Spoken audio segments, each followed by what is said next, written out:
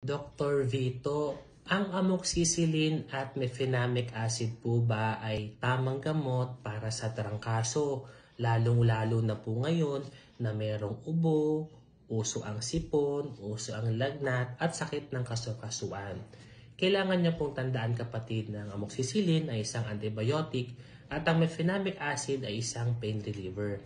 So kapag sinabi nating trangkaso, kadalasan ito po ay gawa sa pagbabago ng ating klima, exposure sa ating environment, or posible din pong nahawa po kayo ng mga pasyente may trangkaso, kadalasan kung kayo po ay may viral infection.